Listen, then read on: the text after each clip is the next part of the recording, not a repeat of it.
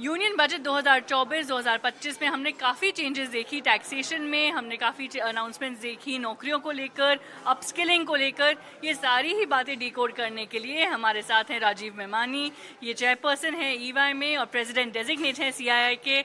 बहुत धन्यवाद आपके समय के लिए। सबसे पहले तो टैक्सेशन को लेकर जो सारी ही चेंजेस वित्त मंत्री ने अनाउंस करी हैं, फाइनेंस मिनिस्टर ने अनाउंस करी हैं यूनियन बजट 2024-2025 में, क्या ये एक्सपेक्टेड लाइंस पर थी? आपका क्या ख्याल है? हाँ, ये एक्सपेक्टेड लाइंस पे थी। ये कैपिटल गेन्स पे सबसे ज़्यादा लोगों को फ़र्क पड़ा है। वो एक्सपेक्टेड लाइंस पे थी कि लोगों को लग रहा था सिंप्लीफिकेशन करना चाहिए। सबको लग रहा था कि शेयर्स के जो लिस्टेड कंपनी के शेयर्स हैं उनके टैक्स रेट्स में थोड़ा फ़र्क पड़ेगा, जो फ़र्क पड़ा है।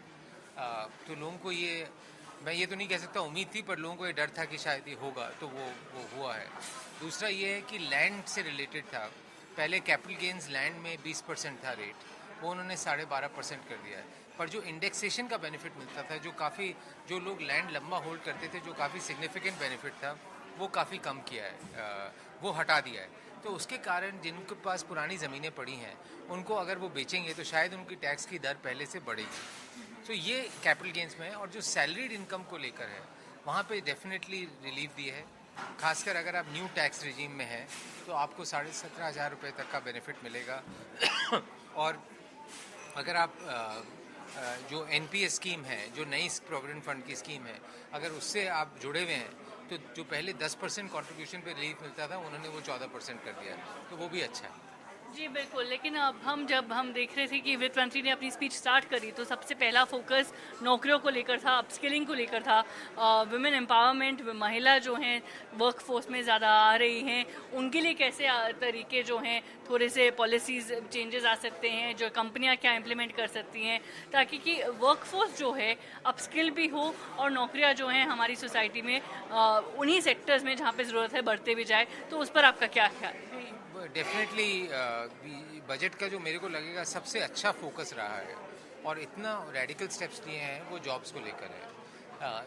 जो न्यू कॉलेज से जो बच्चे निकल रहे हैं उनको जो जॉब्स मिलने में तकलीफ़ मिल रही है, तो गवर्नमेंट ने अपनी तरफ से काफ़ी इंसेंटिव दिया है, बिना ज़्यादा बाधाएं लगाए हुए काफ़ी इंसेंटिव दिया है कि आप अगर फॉर्मल सेक्टर में जॉब्स क्रिएट कर रहे हैं तो आपको काफ़ी रिलीफ मिलेगा। तो वो बड़ा अच्छा काम किया है। और दूसरा ये भी है कि आप नए को नहीं लें, अगर आप पुराने को भी ले रहे हैं और उनकी सैलरी 1 लाख रुपए की लिमिट में, तो उनको भी काफ़ी बेनिफिट दिया है, तो वो भी बड़ा अच्छा है। तो ओवरऑल मेरे को लगता है कि जो गवर्नमेंट ने जो भी पैकेज वगैरह जॉब्स के लिए बनाया है और जो स्किलिंग में कि 1 लाख बच्चों को स्किलिंग टॉप 500 कंपनीज में 5 साल के ऊपर देंगे, अगर आप माने 20,000 हर को नए बच्चों को स्किलिंग की अपॉर्चुनिटी मिलेगी, वो भी बहुत अच्छी बात है कि अच्छी बड़ी कंपनियों में उनको अगर मिल जाता है शुरू में अपॉर्चुनिटी तो करियर बन जाता है। तो ये सब चीज़ें जो गवर्नमेंट ने की है बिना फिस्कल डेफिसिट पे मैक्रो इकोनॉमिक स्टेबिलिटी में फोकस करके, फिस्कल डेफिसिट रखकर, कंजर्वेटिव बजट रखकर, उन्होंने जो इम्पोर्टेंट चीज़ें हैं उसमें बहुत अच्छा फोकस किया है और इसका फ़ायदा कई यंग बच्चों को, लड़कों को, लड़कियों को मिलना चाहिए।